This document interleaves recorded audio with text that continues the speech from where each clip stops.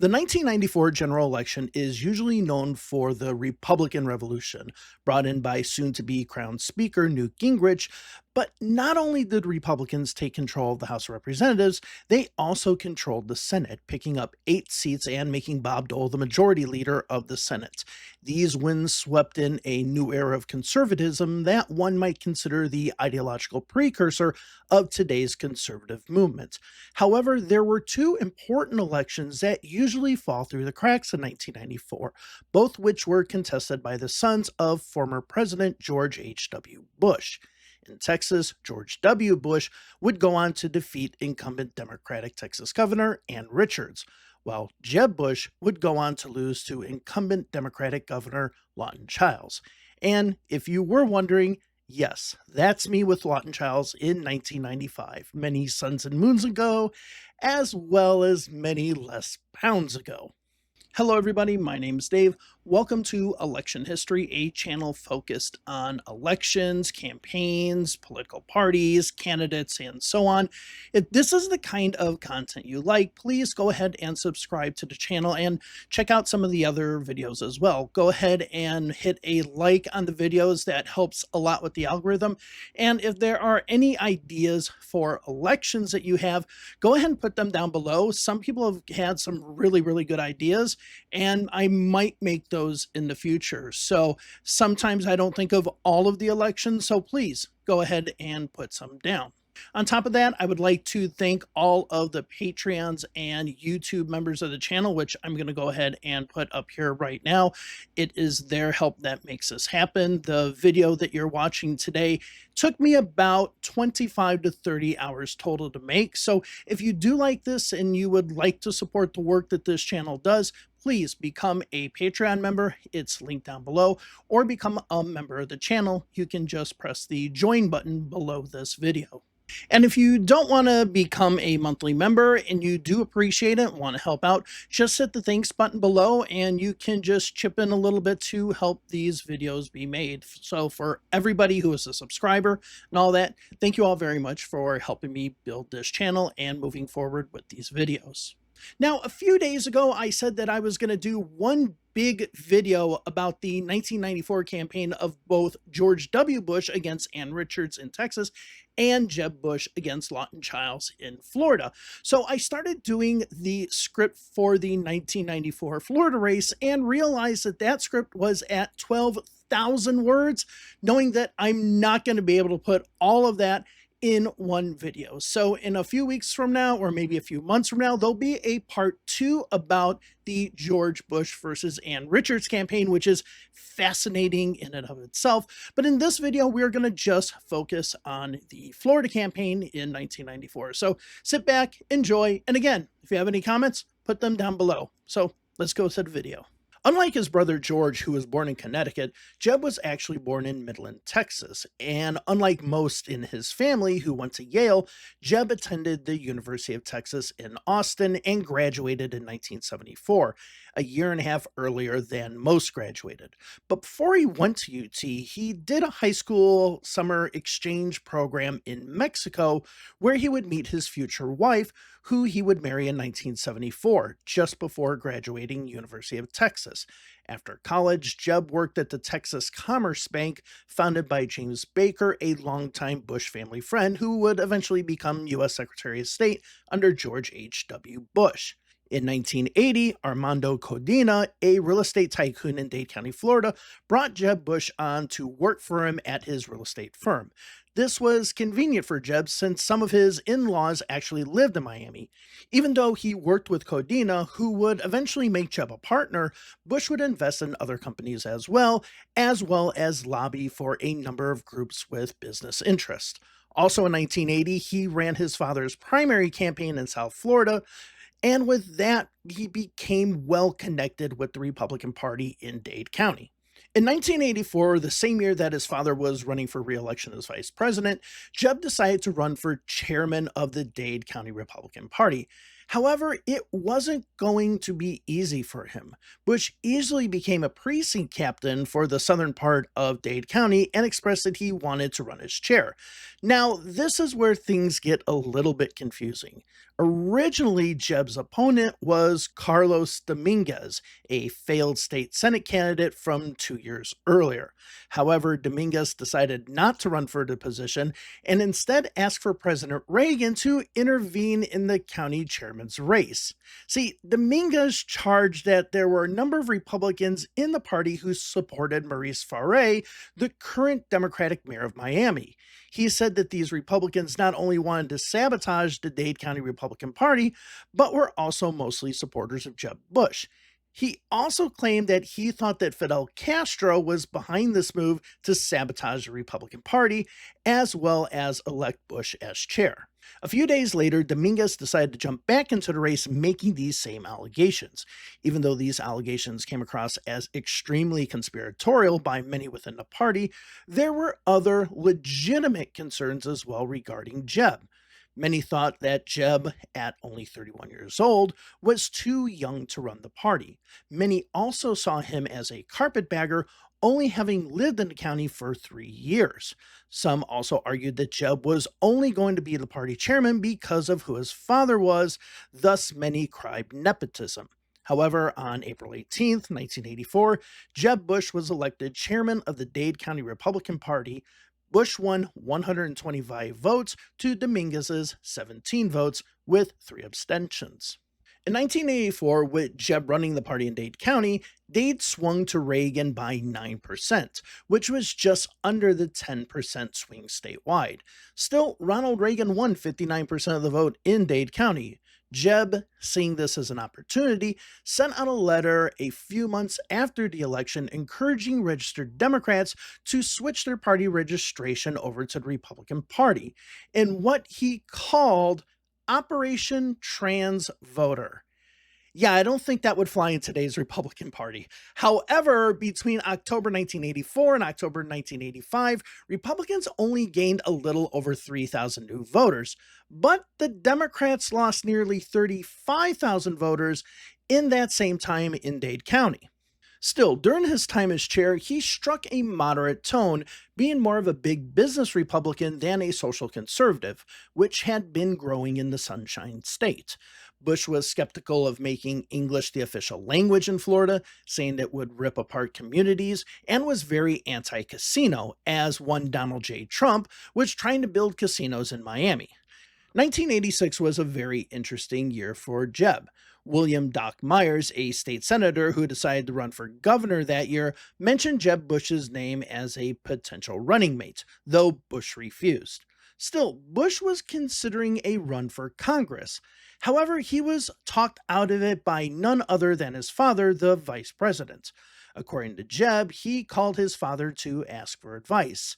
His father then listed a number of questions, asking the young Jeb if he was ready to make the sacrifices needed to be a member of Congress. Jeb would say that this conversation brought him back to reality and decided not to run for Congress. One of the reasons that Bush Sr. probably didn't want his son to run was because he was considering running against Claude Pepper, an extremely popular congressman. But Pepper was very old at the time. At 85 years old, many didn't know if Pepper was going to run for another term.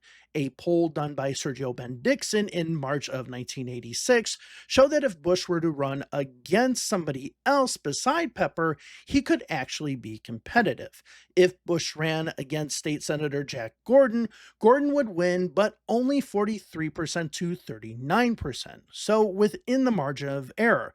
If Hialeah Mayor Raul Martinez ran for the seat, Bush would win 47 to 34%. But Pepper would go on to run in 1986, winning 73.5% of the vote against Republican Tom Brody. Still, Jeb would continue as chair, building the Dade County Republican Party into a powerful force. Not only were Republicans winning in the county, Jeb was able to convince those who had been elected as Democrats to switch parties and become Republicans. But most importantly, Jeb was able to get the infighting within the party to stop. While passing up being Doc Myers' running mates, candidates for the Republican nomination for Florida governor sought the endorsement of Jeb Bush, who by this time might have been the most well-known Republican in Dade County.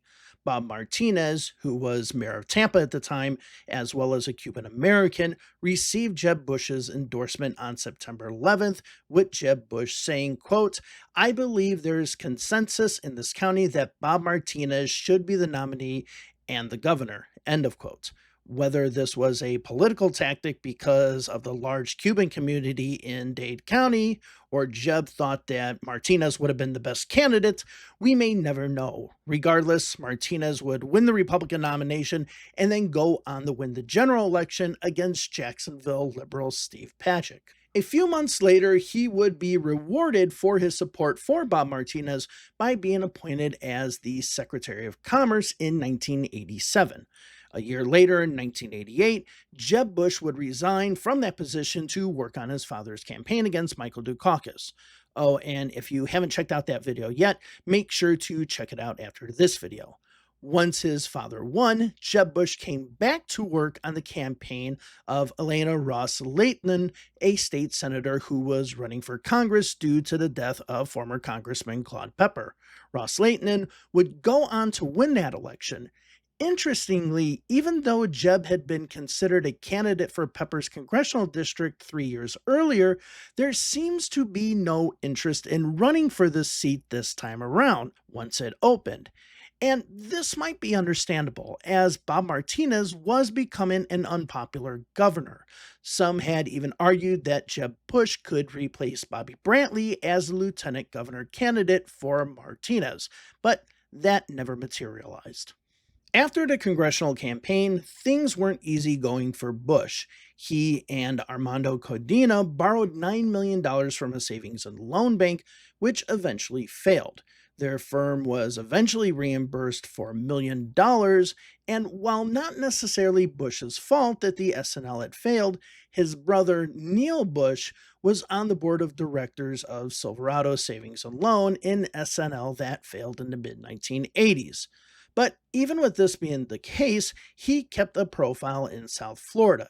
He would attend events throughout South Florida, as well as be an advocate for Cuban exiles. After his father's loss in 1992, he decided to run for governor. While Jeb might not have been straightforward about it before his father's defeat, he made it clear when he met with pollsters after the election that he intended to run for governor. Bill McInturff, one of the pollsters that Jeb met with, told him that he should maybe consider running for lieutenant governor, as running against the popular incumbent Lawton Chiles, who himself defeated Republican incumbent Bob Martinez in 1990 by 13%, might be a tall order. However, Bush was set. He wanted to run for Florida governor. Starting in January of 1993, he made it clear to the media that he was going to run for governor. He had set up a network of campaign offices throughout the state, though he had not officially stated that he was running for governor. That announcement started on October 4th, 1993. I say started because Jeb didn't just simply make a formal announcement at one place, but went throughout the state on sort of an announcement tour, hitting all of the major cities. Because he was the son of the recently defeated president, he did have some strong name recognition. Early in 1994, he was also leading in the polls against potential Republican opponents, as well as leading in fundraising amongst those who had already declared their intention. Basically, many within the Republican establishment had already lined up behind Bush. But there were a few things that could trip up Bush in the Republican primary.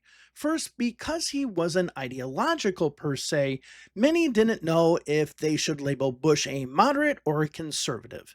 Second, he had a very strong profile in South Florida, but many people outside of Dade County simply knew him as the former president's son and nothing more. And third, even though he had many in the Republican Party establishment behind him, many in the state legislature hadn't backed Bush yet. Jeb answered all these concerns by selecting 36-year-old state representative and lawyer Tom Feeney as his running mate. Feeney was a right-wing Christian conservative from the Orlando area, covering all three bases, with his main issue being public vouchers for private schools. Anyway, Jeb wasn't the only one running for governor on the Republican side. Let's go through some of the other candidates as well. The first major candidate that we're going to talk about to challenge Jeb Bush was Jim Smith. Smith was the Democratic Attorney General for the state of Florida from 1979 to 1987. In 1986, Smith ran in the Democratic primary for governor against Harry Johnston, a moderate from Palm Beach County, and Steve Pajek, a liberal former state representative from Jacksonville. Smith finished second place in the primary behind Pajek, which meant that the race was headed to a runoff on September 30th, 1986. Smith assumed that Harry Johnston would endorse Smith, but he eventually endorsed Pajek, citing Smith's dirty campaign as his reason for the endorsement. Pajek won the primary with 50.6% of the votes. Smith demanded a recount, but the victory was outside the recount margin. After dropping his recount challenge, which wasn't going to go anywhere anyway, Smith technically endorsed Pajek over Bob Martinez, his Republican opponent for governor. But it was clear that those Democrats who had voted for Smith, particularly in North Florida and the Panhandle, would be voting for Martinez, mostly because they despised the fact that Patrick was a liberal. But it wasn't just the voters that expressed their intention to switch. Democratic state senators Dempsey Barron of Panama City and Curtis Peterson of Lakeland almost immediately threw their support behind Martinez. A few days later, Senator John Hill of Dade County also announced that he was endorsing Martinez. But Smith, who had gone on vacation after the runoff, continued to say that he supported the ticket, but would not campaign for Pajek. This mostly seems to have come from simply being upset that he lost the primary, saying, quote, "My feelings really haven't changed. I was very disappointed. I was not prepared to lose. I really thought I was going to win," end of quote. Well, suck it up, Buttercup. Anyway, a poll came out 10 days before the election that showed that 44% of Smith's primary voters said that they were going to vote for Martinez in the general, with only 31% saying that they were going to vote for Pajek. In the winding days of the campaign, Smith would go on to say that he would consider serving in a Martinez administration, but not a Pajek administration. Still, even though he wasn't helping Pajek, he was helping other Democrats, such as George Firestone, the Democratic Secretary of State, who was running against uh, Jim Smith. No, there was another Jim Smith running as the Republican candidate for Secretary of State. And while Jim Smith, the Democratic one, never formally endorsed Martinez, he basically did everything but endorse Martinez. Martinez would go on to beat Pajek in the general election by 10%. George Firestone, a Democrat who would be elected Secretary of State in 1986, resigned in 1987, which allowed Martinez to appoint Jim Smith to the position, which resulted in Jim Smith switching parties. He would run for the position as a Republican and win in 1990. What made this interesting is that Smith wasn't really a hardline conservative like the Dixiecrats at the time. He was a campaign manager for Reuben Askew, probably the most progressive governor the state of Florida has had, though some might argue Leroy Collins. Some even say that he was basically Lawton Chiles, but the Republican version. The irony of it is that in 1986, he said that he was the only Democrat that could beat the Republicans. Now, getting ready for 1994, he was saying that he was the only Republican that could beat a Democrat. Even Democrats like State Senate President Pat Thomas said that he would be a good governor if he won. There were some rumors that Smith could run as an independent, but in December of 1993, he said no, he was a Republican. When it came to the issues, he was more of a fiscal conservative, supporting decreasing the state sales tax from 3% to 6%, but having that apply to every good and service. He also supported moving the state food stamp program over to a private company. When it came to crime, he was a hardliner, supporting harsher punishments for juveniles who committed serious crimes, as well as building new prisons. However, he was more liberal on social issues, with the most glaring difference being that Smith was pro-choice.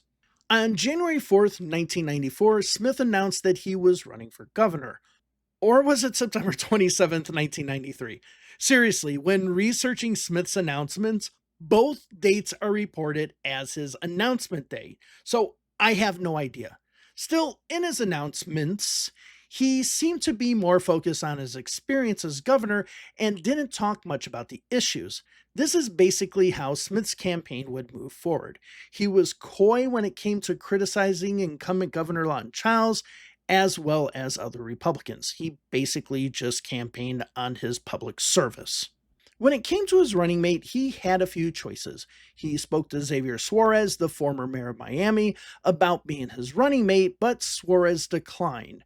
But in the end, he announced his running mate as Barbara Sheen Todd on July 8th, a moderate and somewhat liberal county commissioner from Pinellas County. She was a fiscal conservative but socially liberal, also pro choice, and advocated for environmental conservation projects in Pinellas County. Todd also had a national profile, being the president of the National Association of Counties. This ticket was easily the most moderate to liberal ticket in the race for the Republicans. This was also a good political move. See, the Republican Party was strongest in Central Florida, mostly in the Seminole and Orange County areas around Orlando and Pinellas County, where St. Petersburg is located, but in the northern part of the county. In fact, Pinellas County is considered by many to be the birthplace of Reagan-esque conservatism with the election of Bill Kramer to Congress in 1954. So that's Jim Smith. Now, Andrew Crenshaw was the president of the Florida Senate at that time. First elected to the Florida House of Representatives in 1972 from the Jacksonville area, Crenshaw decided to run for Florida Secretary of State in 1978, losing by 10% to Democrat George Firestone. After losing in 1978, he would lose in the 1980 Republican primary for the U.S. Senate to Paula Hawkins, who would win over Democrat Bill Gunter in a mild upset. After losing in 1978, he would lose in the 1980 Republican primary for the U.S. Senate to Paula Hawkins, who would win over Democrat Bill Gunter in a mild upset. 6 years later, he would be back in the Florida legislature, this time in the Senate, and would become Senate president in 1992.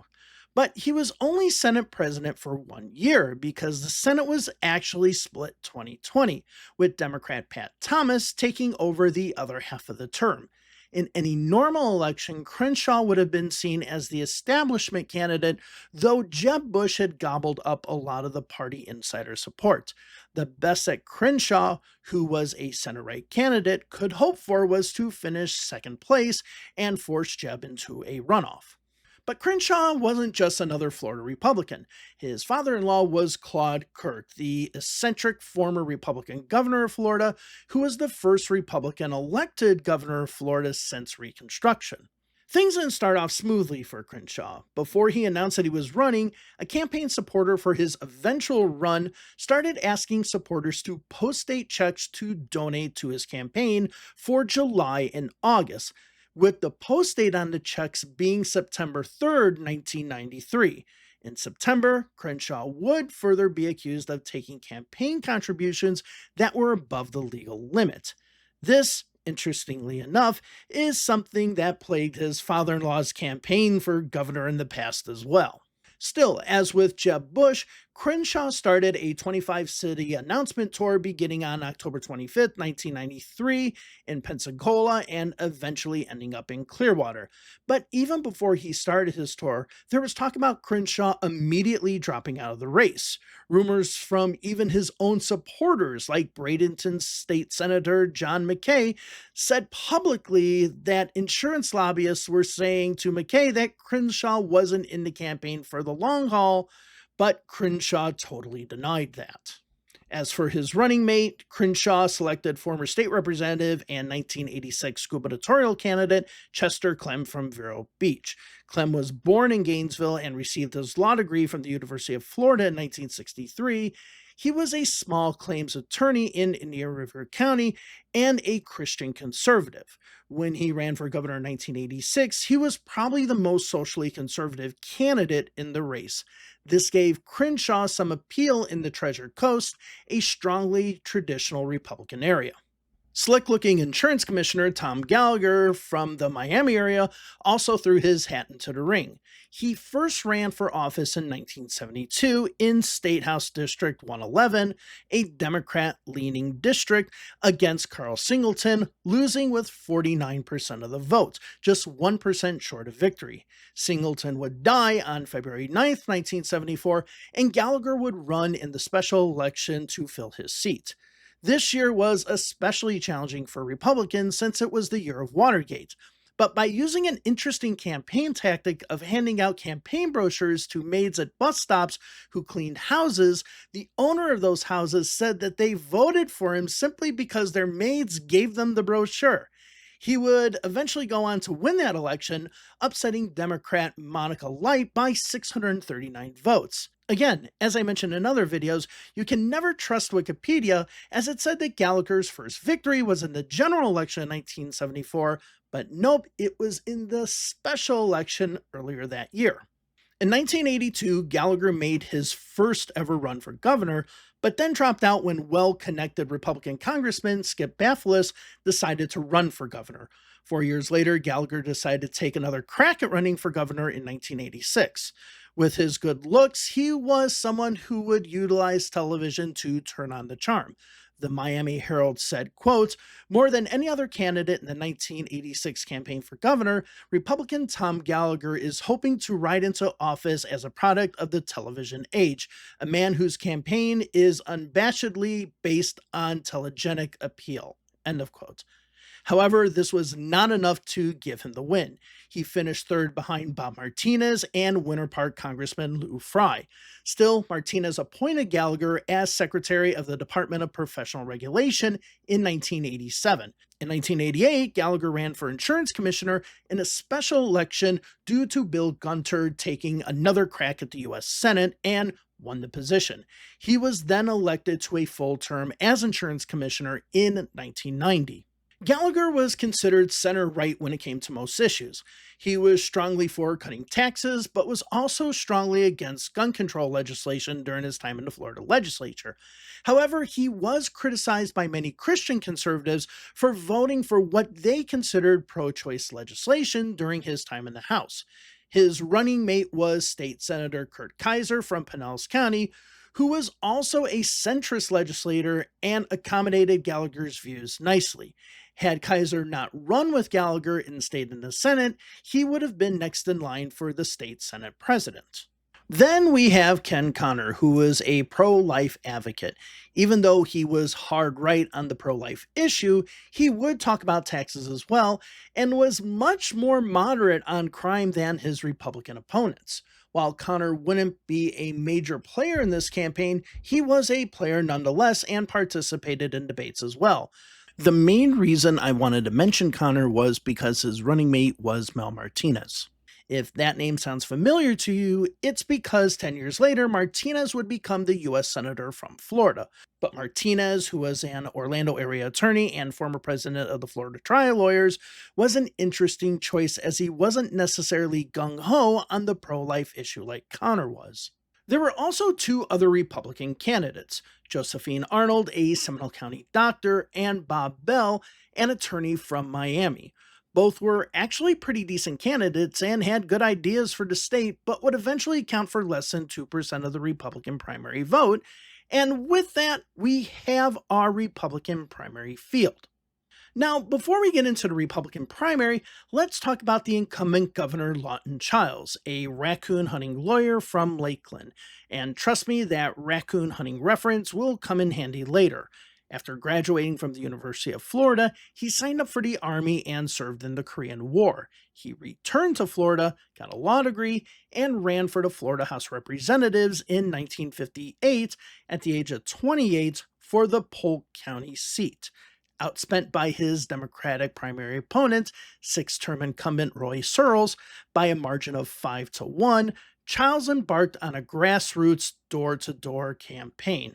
By the end of the campaign, Chiles and his wife said that they had knocked on over 13,500 doors in Polk County. While some said this was an issue of young versus old, Chiles said it was more about truly representing the people of your district, saying that Searles only talked to his constituency during election time. However, Searles was an environmentalist, fighting to fund air and water pollution prevention in Polk County. But so was Chiles, advocating to open up state owned lands for water and wildlife conservation. Chiles would go on to beat Searles with 52.6% of the vote.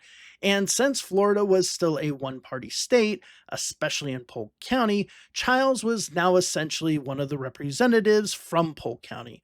Also serving with Chiles from Polk County was Ben Hill Griffin Jr., a citrus grower and one of the largest landowners, as well as one of the richest people in Florida at that time.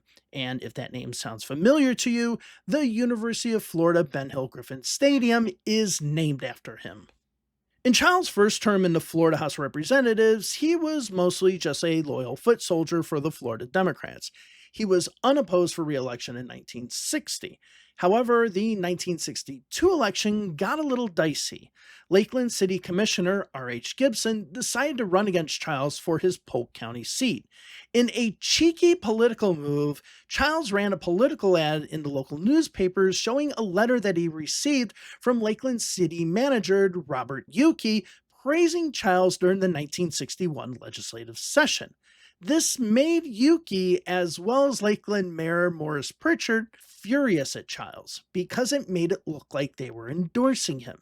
Yuki said, quote, "I highly resent being dragged into the state legislature race by incumbent Lawton M. Chiles Jr. Mr. Chiles has published a form letter that is sent as a routine matter at the end of each legislative session to all members of the Polk delegation. This letter was published without my permission, and I am fully aware that its implications are totally misleading to the public." End of quote. Chiles' response was just as cheeky as the ad itself, saying, quote, "It was not my intention to have this letter serve as an endorsement by the city commission or the administration, but I would be disappointed to think that the city would send out a letter that it didn't mean. If the public was misled, it was by the commission." End of quote. With the exception of personal squabbles between Chiles and Gibson, the campaign was pretty uneventful. Chiles would go on to win the primary with 60.7% of the vote. In 1964, Chiles was unopposed in the Democratic primary and easily won the general election to token opposition, even though Barry Goldwater had won Polk County. In 1966, Chiles decided to run for the Florida State Senate. But that wasn't the only position that Chiles was considering. According to the Tampa Tribune, sources close to Chiles said that he had considered running for governor. The 1966 election for governor saw a change. Governors would now serve a 4-year term instead of a 2-year term. Luckily for Chiles, he decided not to run for governor, as the Republicans dominated the elections throughout the United States, especially in Florida. Claude Kirk Jr., remember, Andrew Crenshaw's father-in-law, was elected the first Republican governor of the state of Florida since Reconstruction. That's another fascinating election, possibly in a future video, but for Chiles, he was unopposed in his race for the state senate. In the mid-1960s, Florida was required to redraw its legislative maps to adhere to the Supreme Court ruling in Baker versus Carr, which required state legislatures to have equal population, single-member legislative districts. 1967 saw the newly drawn legislative maps for the first time, though this would not be the final format that we know today. As a result, 1967 was an election year for all of the legislative seats, including Chiles's Senate seat. He was now running in State Senate District 28, which now also included Osceola County, a county where Chiles had never run before. Because of the Republican gains in 1966, Governor Claude Kirk was encouraged that the Republicans could gain in both the Florida House and Senate. Chiles drew opposition from James West, a physician and a longtime member of the Lakeland City Commission. Chiles would go on to defeat West in the 1967 election. In 1968, West would challenge Chiles again for the same seat.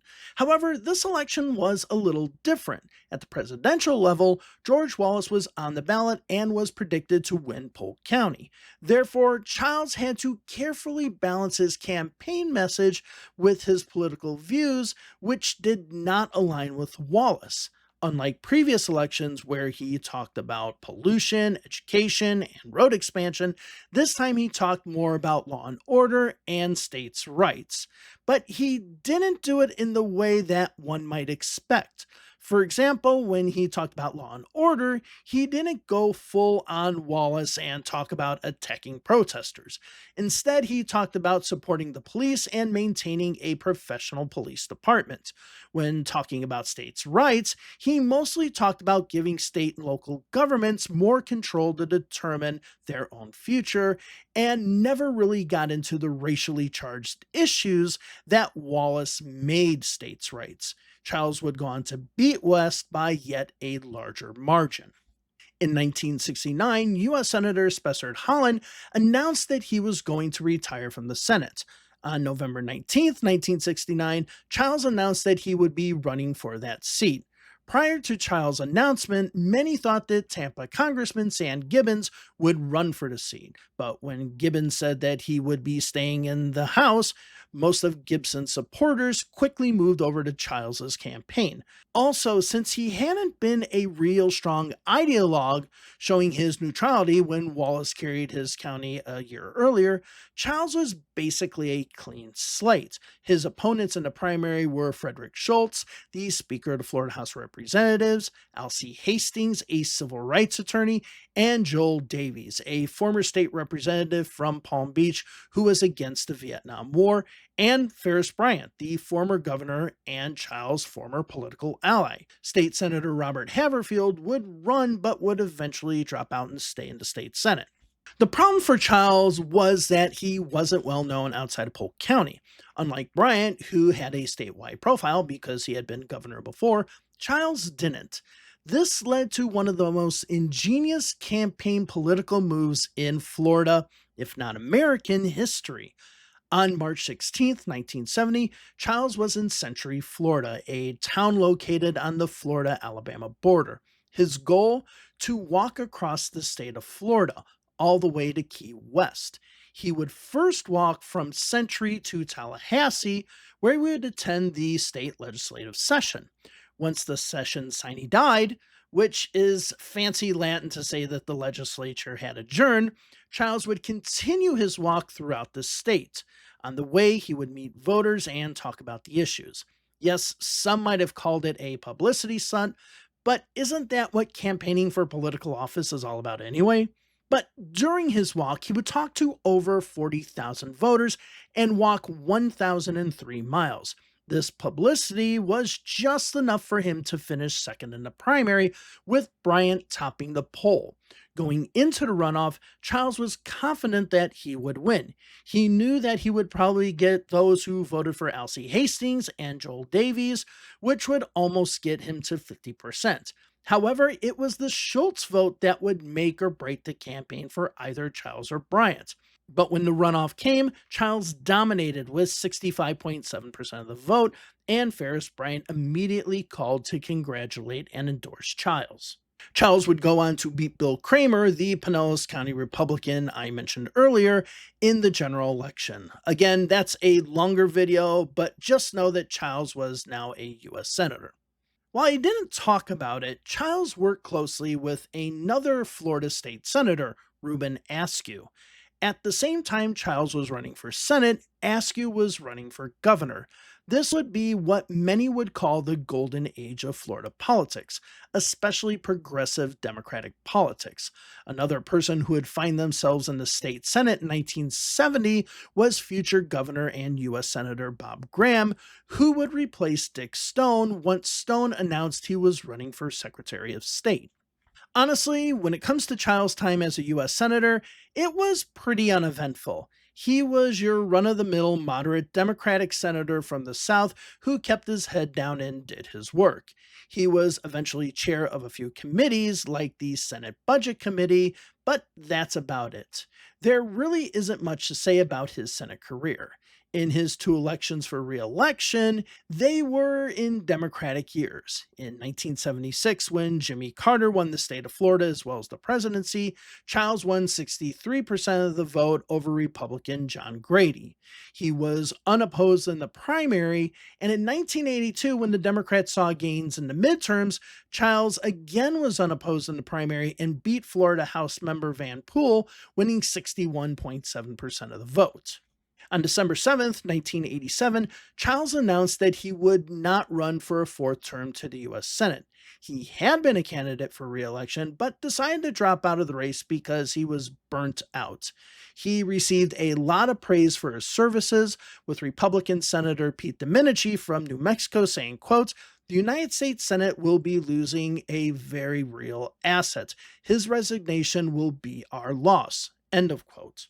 But the burnout that Chiles experienced mostly came from gridlock in Washington. He felt that no changes could be made and that his will to serve in that capacity had disappeared. He was probably one of the only senators that asked for tax increases as well as decreased spending.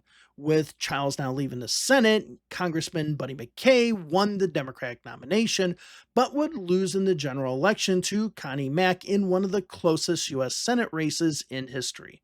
Again, that's another video in and of itself, especially since Claude Kirk, the former Republican governor, ran as a Democrat in the primary. Yeah, that guy was weird.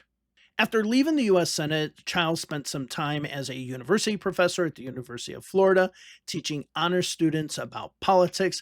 He was also the Manning Dower Distinguished Chair in Political Science at the University of Florida, as well as the director of the Tallahassee-based think tank, the Collins Center, which dealt with the issue of growth management in the state of Florida. But in early 1989, polls showed that Chiles was the best Democratic candidate to defeat incumbent Republican Governor Bob Martinez. A Mason-Dixon poll conducted in April showed that Chiles would defeat Martinez, with 47% of respondents saying that they would vote for Chiles and only 39% for Martinez. The other Democratic candidates that were polled, Orlando area State Senator George Stewart, Attorney General Bob Butterworth from Broward County, and Space Coast Congressman Bill Nelson, would lose to Martinez by a good margin. In 1989, both Nelson and Stewart announced that they would seek the governorship.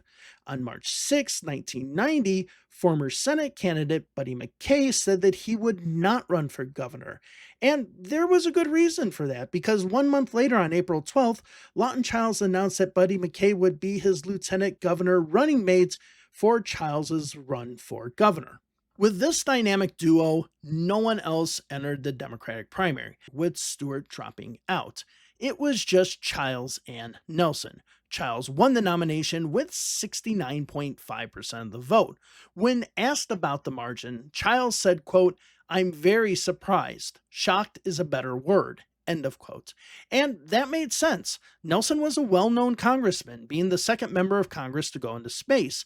However, he ran what many would consider a dirty campaign, with Nelson campaigning trying to politicize that Chiles had taken Prozac, an antidepressant drug, during his time in the U.S. Senate. Nelson's running mate, Tom Gustafson, said that the state shouldn't have a governor that could kill himself from depression while serving. That went badly. While a Mason-Dixon poll just 1 week before the primary showed Chiles dominating, he only had 54% support compared to 36% for Nelson.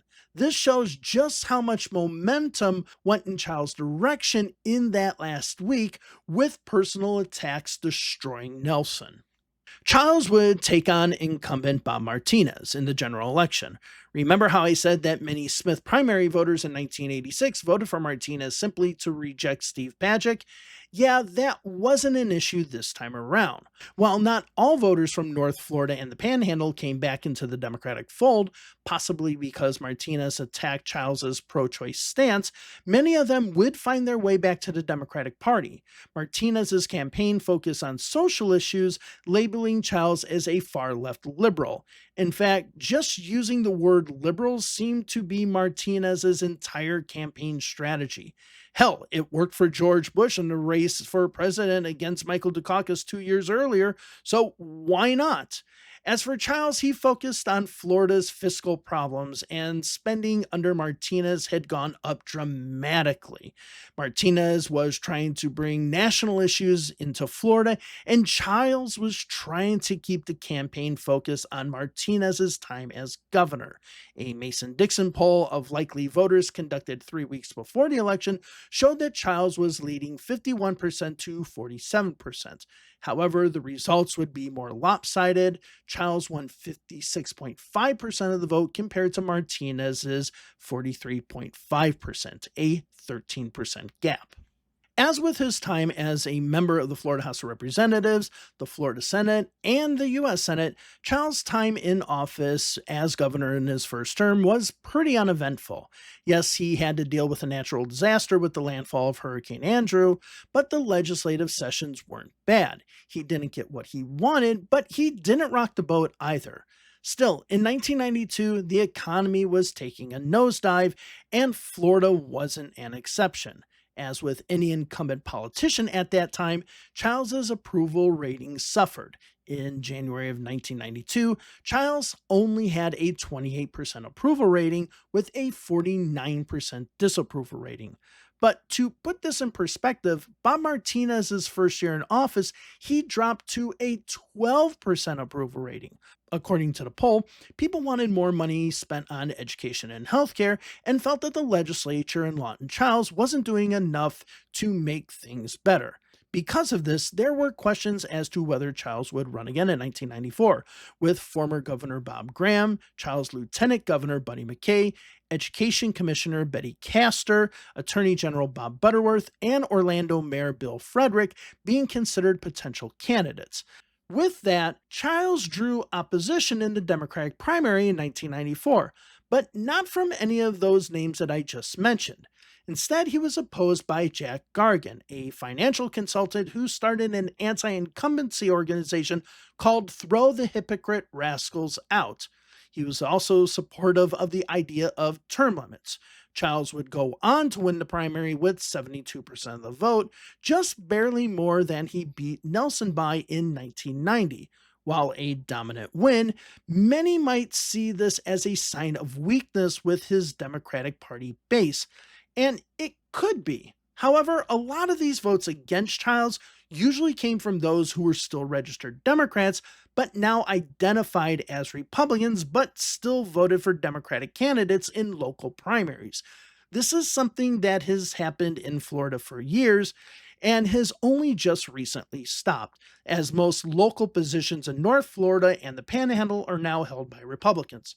With Chiles now set as our Democratic candidate for the 1994 gubernatorial election, let's get back to the Republicans. Those of you who are unfamiliar with Florida politics and maybe familiar with the Bush family name might think that Jeb was the frontrunner immediately. That wasn't the case. In a poll conducted by Mason-Dixon between October 7th and October 10th of 1993, Tom Gallagher was leading with the Republican field with 27% support of likely Republican voters. Jeb Bush was second with 19%, Jim Smith was third with 10%, Andrew Crenshaw was fourth with 4%, and Ken Connor fifth with only 1%. Still, 39% of voters were undecided this early on. When it came to head-to-head Republican versus Democratic matchups, the Republicans didn't fare any better. Chiles was beating Gallagher 42 to 32%, Jeb was losing to Chiles 46 to 31%, Jim Smith was also losing to Chiles 45 to 28%, Crenshaw received only 23% to Chiles' 45%, and Ken Connor only polled 16% to Chiles' 50%. So, even though Chiles' approval rating was low, he was still beating the Republican field. Still, his favorability rating, which is different than an approval rating, had improved and he was actually above water, with a favorable rating of 37% and an unfavorable rating of 35% in the Mason Dixon poll. As for the Republican field, Tom Gallagher had the highest favorability rating at 41% and an unfavorable rating of only 9%. Jim Smith had a 26% favorable rating with only a 7% unfavorable rating. Both Crenshaw and Connor were hardly known by the voters, but it was Bush that voters disliked the most in the Republican field. Jeb Bush's favorable rating was 23%, while his unfavorable rating was 29%. Chances are that these unfavorable ratings were so high simply because of his last name. Still, 1 year out from the election, Jeb was a distant second place and the most disliked Republican in the field. He had a tall mountain to climb. Campaigning truly started in the Republican primary in early April, when Tom Gallagher started collecting petitions for an organization called Citizens for a Safe Florida to increase sales taxes statewide by 1 cent to build prisons. The initiative also ran ads in April, which featured Gallagher touting his support for the sales tax increase. Importantly, these commercials promoted Gallagher while not actually being paid for by his campaign. This allowed Gallagher to skirt campaign finance laws since petition campaigns weren't limited by the same restrictions put on candidates, who were also not allowed to raise more than $500 per person or business. Bush, Smith, and Crenshaw sent a complaint to the Secretary of State suggesting that the petition drive was an illegal way for his campaign to raise money over the $500 amount. There were also questions about how Gallagher ran the Department of Insurance, with a number of reports coming out saying that the petition drive that Gallagher was involved in was receiving money from insurance companies, even though they had nothing to do with insurance. These donations usually came after the Department of Insurance did something on the company's behalf. For example, Family Health Plan and Physicians Corporation of America each gave $5,000 to Citizens for a Safe Florida after the insurance department approved the sale of the former to the latter. The Independent Insurance Group of Jacksonville gave $10,000 to the organization after the Department of Insurance approved the restructuring of the company due to financial losses due to Hurricane Andrew. When asked why these companies were giving money to a prison initiative, even though their business had nothing to do with prisons, they would come up with excuses. Essentially, Gallagher was starting to be seen as a corrupt pay to play politician. On May 20th, Gallagher said that he was no longer leading the Citizens for a Safe Florida, citing that he was preparing to run for governor. However, much of the damage had already been done. After Gallagher made his announcement to quit the petition organization, as well as announce that he was running for governor a few days later, a new poll release showed that Lawton Chiles' approval rating was increasing. A Mason-Dixon poll conducted between May 17th and May 19th found that Chiles' approval rating was at 43%, the highest that it had been since early 1991. As far as the Republican primary, Gallagher took a hit. He was no longer considered the frontrunner, with Jeb Bush now polling at 33% to Gallagher's 21%. Jim Smith was at 14%, and Andrew Crenshaw jumped to 12%. By July, Jeb Bush was winning the money race. By July 8th, Bush had raised $3.9 million, while Chiles had raised $5.2 million. But Bush was also using his fundraising totals to attack his opponents. See, in Florida elections, as well as federal elections, you can receive public matching campaign funds if you don't raise over a certain amount of money. If you do raise over a certain amount of money, you forego that option. with the other candidates lacking when it came to fundraising, with Smith and Crenshaw raising about 1.4 million each and Tom Gallagher at only 600,000. They qualified for the matching funds. Bush criticized all of his Republican opponents, claiming that they were taking tax dollars to fund their campaigns, something that could be highly looked down upon in a very anti tax Republican Party primary. The problem for most of the other candidates is that they didn't have enough reach to get their message out. Bush was able to run commercials on radio and television throughout the state, while others had to be selective with their money. At the time, only Gallagher, who had his controversial commercials at the beginning of the campaign, and Jim Smith, who was focusing more on providing good governance instead of attacking his opponents, were running ads along with Bush. As for Smith, he was in a tight spot. Because he had been a Democrat previously, there were worries about Smith essentially being another Lawton Chiles, as I mentioned earlier. There were even some rumors in Republican circles that if Smith were to win the primary, he would just drop out and endorse Chiles, though there was never any proof of this whatsoever. 6 weeks before the primary election, a poll was conducted by WESH Channel 2 in Orlando, showing Bush with a clear lead. Bush hadn't increased his total, still at 33%, like back in May. However, Tom Gallagher continued to fall, now at 17%. Smith gained a little, receiving 16% in the poll, and Andrew Crenshaw was at 10%, a small drop compared to previously. Even though Bush was leading, he was still far from the 50% threshold needed to avoid a primary runoff. And with Smith and Gallagher and possibly Crenshaw fighting for second place, Jeb could be running against anyone. One of the positives from that poll is that Jeb seemed to be the best candidate to run against Chiles, though he was still losing to the governor 46% to 35%. Another thing that was polled in the same poll was the voting intention for those who identified as evangelical Christians, starting to become a political force in Republican politics ever since the mid 1980s. Of those polled, Jeb Bush had the support of 41% of evangelical voters, with Andrew Crenshaw finishing second with 17%. Gallagher, Smith, and oddly Connor were far behind in the single digits. Of course, this is not a surprise since Smith was known for being pro choice and Gallagher was wishy washy on that issue.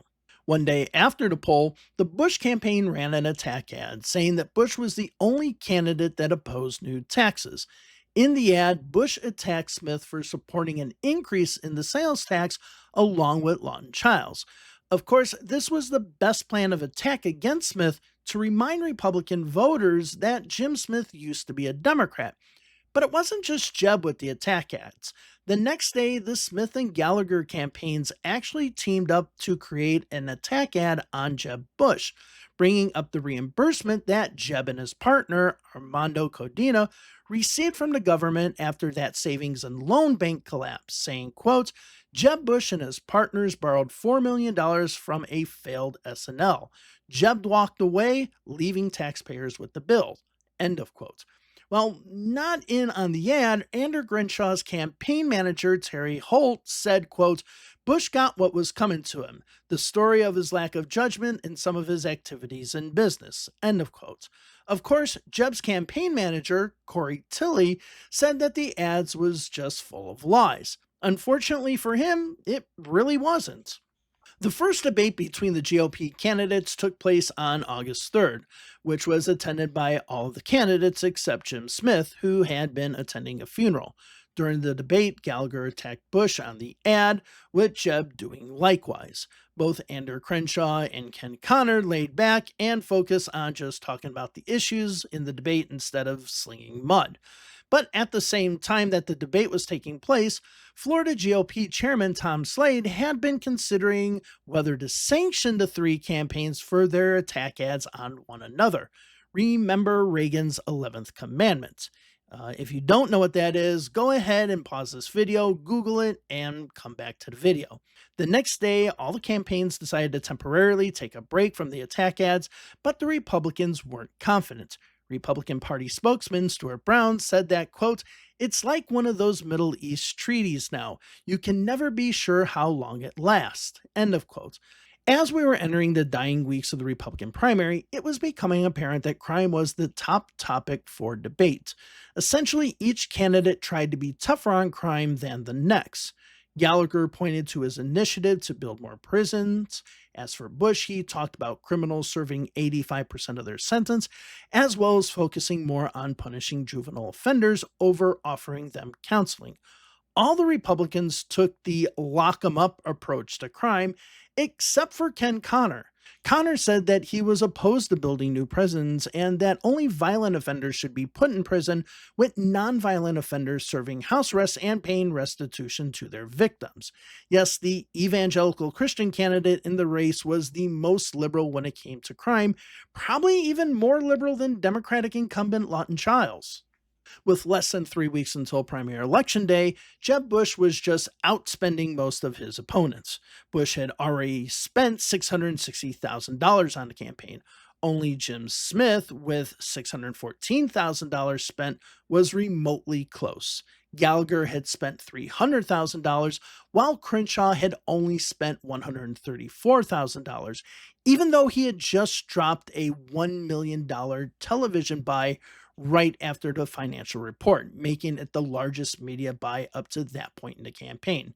It was now Bush and Smith who were sucking all of the oxygen out of the room. The first indications that Bush might win the primary was the results of a straw poll at the Seminole County Hobnob. This is basically a Chamber of Commerce get-together, mostly filled with rich Republican business owners. Trust me, I've been to a few of these before, specifically in Orange and Seminole County. Anyway, Democrats are not expected to win these things. Still, the straw poll has been decent, though not great, as to indicating who might have momentum. In the poll, Jeb Bush received 157 votes, with Andrew Crenshaw receiving 98 votes. Governor Lawton Chiles received 91 votes, with Tom Gallagher at 62 votes and Jim Smith at 55 votes. Of course, the Chamber of Commerce types weren't especially known as Smith or Chiles supporters, but Gallagher finishing well behind Crenshaw was a big surprise. Did Crenshaw's $1 million media buy actually paid off? Was Gallagher failing yet again and continuing to fall?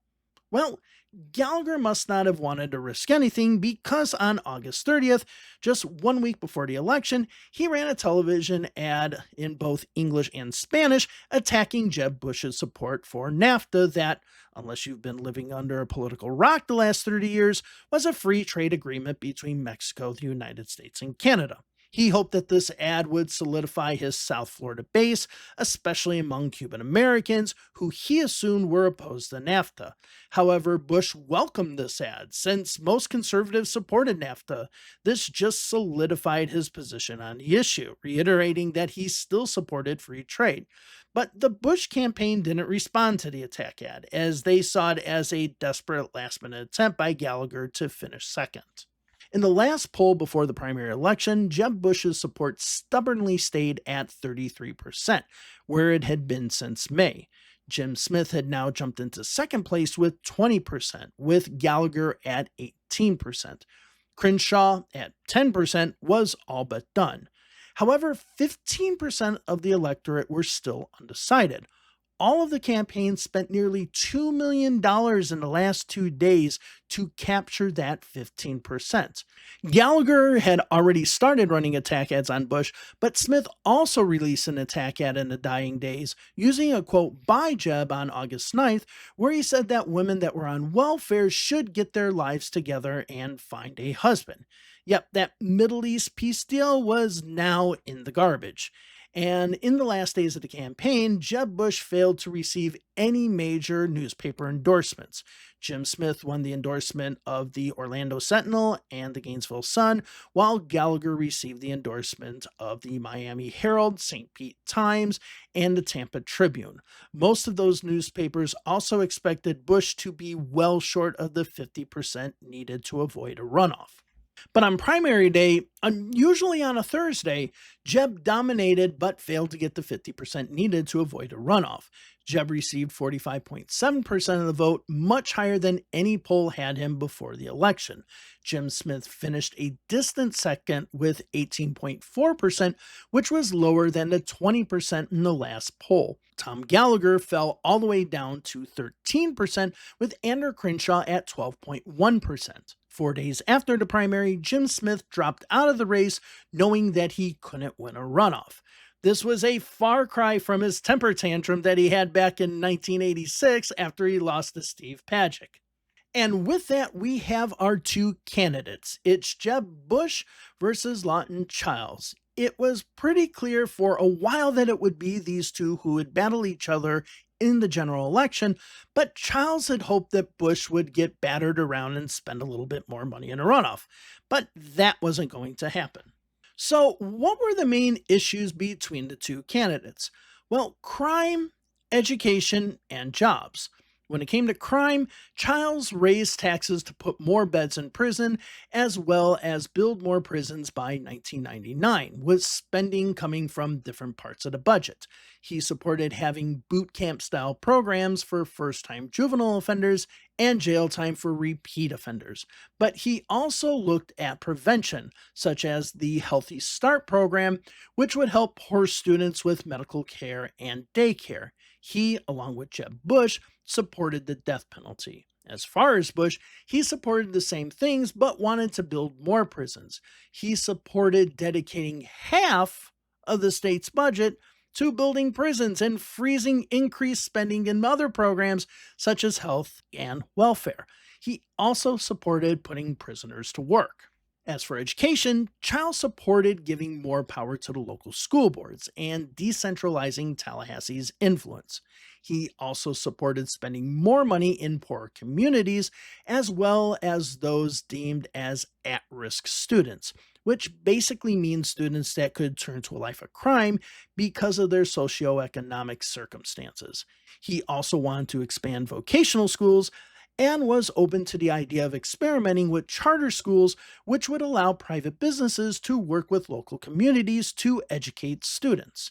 As for Bush, he supported shutting down Florida's Department of Education and greatly increased the number of charter schools, and supported public vouchers, which was public taxpayer dollars for private schools.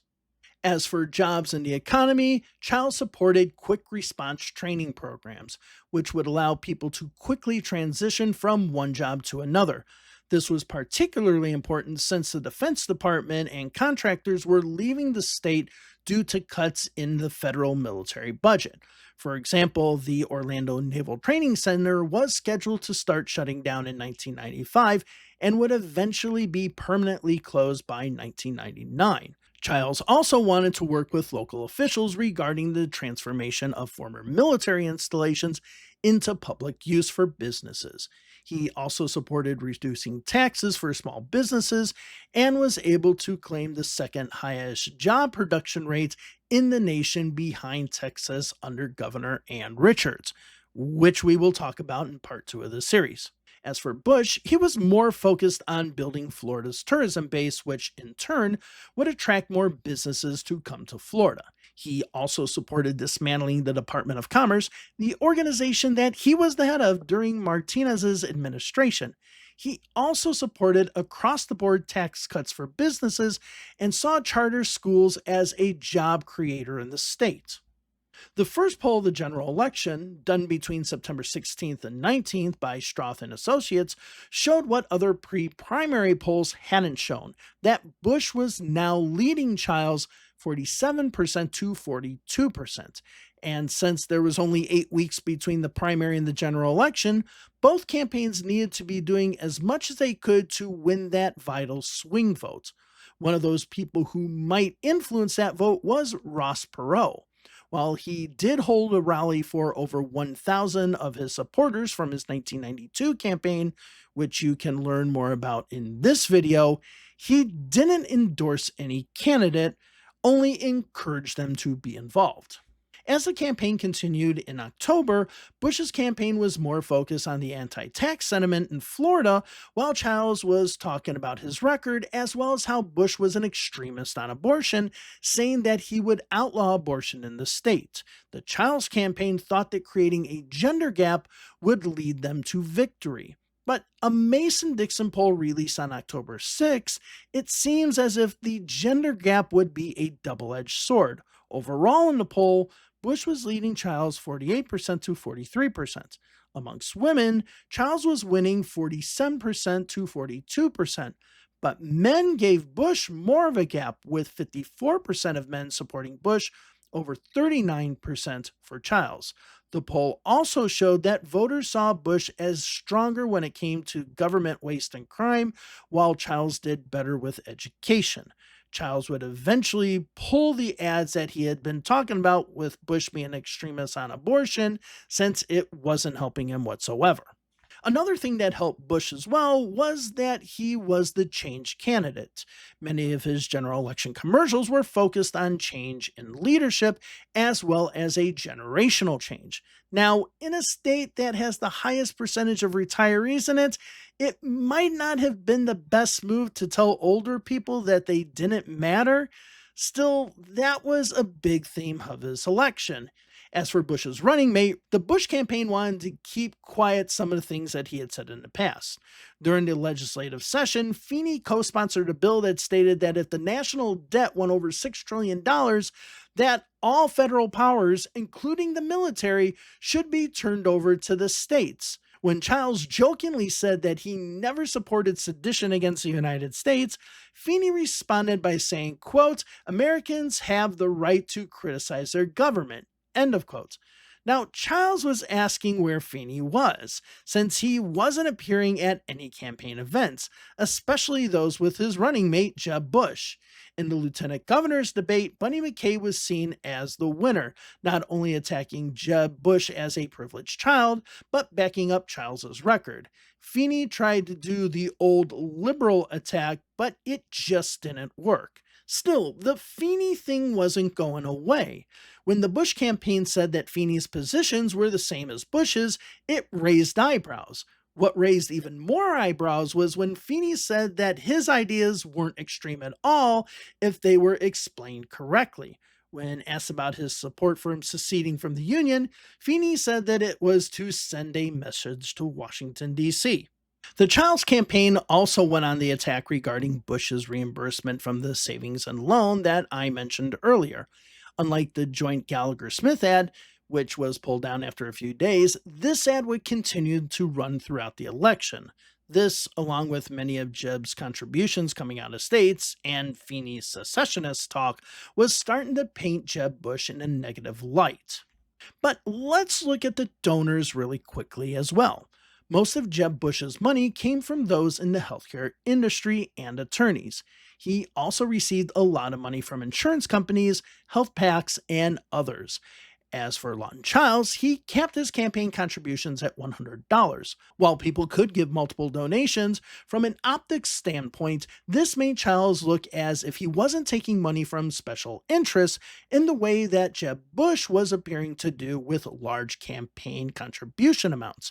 One could say that Chiles was better at hiding where his money came from. Regardless, it did help improve Chiles's image. But then things got ugly. Larry Mann was convicted and put on death row for the murder of 10-year-old Elisa Nelson in 1980. Bush ran an ad featuring the girl's mother, Wendy Nelson, who blamed Chiles for not executing her daughter's murder. Chiles attacked the ad, saying that it was a cynical attempt to gain political leverage from tragedy. The media would go on to compare the ad to the Willie Horton ad from Jeb's father's campaign in 1988. And just to move ahead in the timeline, Larry Mann wouldn't be executed until 2013, meaning that Jeb Bush, during his 2 terms as governor, didn't execute the murderer of Elisa Nelson either. Just wanted to point that out. Just 7 days before the election, WESH Channel 2 News in Orlando, along with Mason Dixon, released a poll showing Chiles ahead 48% to 45%, with a margin of error of 3.5%. Bush was dominating southwest Florida while Chiles was dominating Broward and Dade counties. But the poll showed both candidates tied in Palm Beach, Hillsborough, and Pinellas counties. Chiles was actually leading in Orlando, which was a mild surprise. As far as Bush's unfavorable rating, he had jumped 10% since a month earlier, now at 37%. Most of that had come from previously neutral voters who were now supporting Chiles. Chiles' approval rating was the highest that it had been in a year, now at 46%. Still, it was going to be a close race. But then there came the last debate of the election. Most of the political pundits thought that the debate was either won by Chiles or a draw. Many complained about the attacks and not enough specifics on issues, which is pretty much par of the course in any debate nowadays. There were two things that came out of the debate that made many see Chiles as the winner. First, he attacked Jeb Bush when it came to the Wendy Nelson ad. You put on this ad, Jeb. You knew it was false. You even admitted it was false. I'm very, very distressed that you would slander my reputation by putting on a false ad. And in addition to that, I'm ashamed that you would use the agony of a mother in the loss of her daughter in an ad like this. It's demagoguery, pure and simple. Every paper in the state has looked at that ad. Every one of them have said it is a new low. Your father had the record in the Willie Horton ad, but you've outdone that now.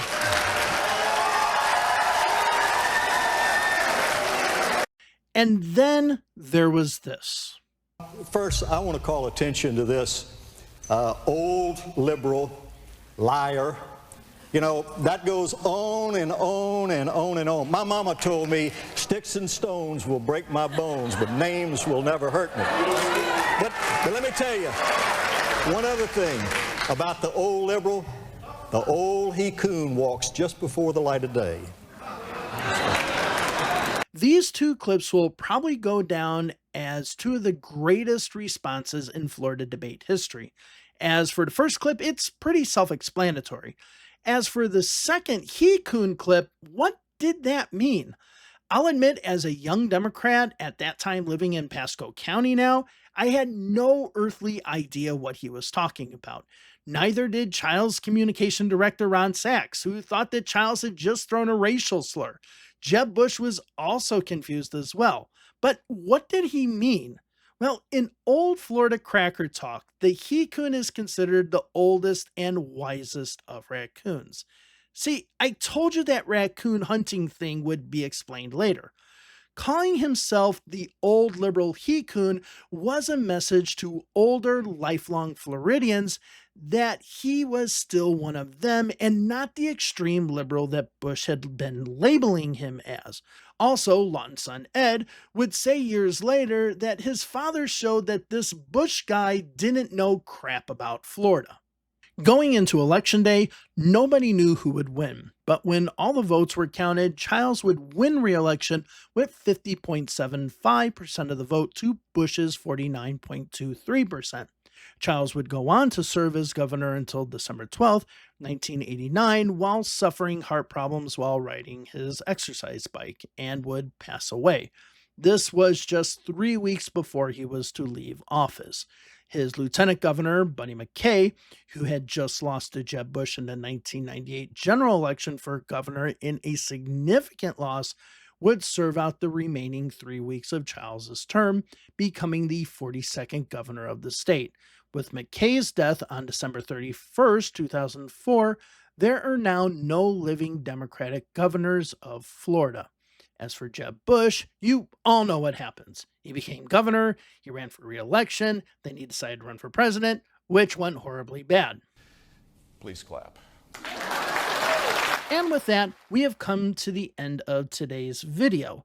If you want to check out some other videos about worldwide history, American history, go ahead and check some of the ones that we have here on this playlist, or maybe the one down below. So thank you all very much. Have a wonderful day wherever it is you are, and looking forward to seeing you in the next video.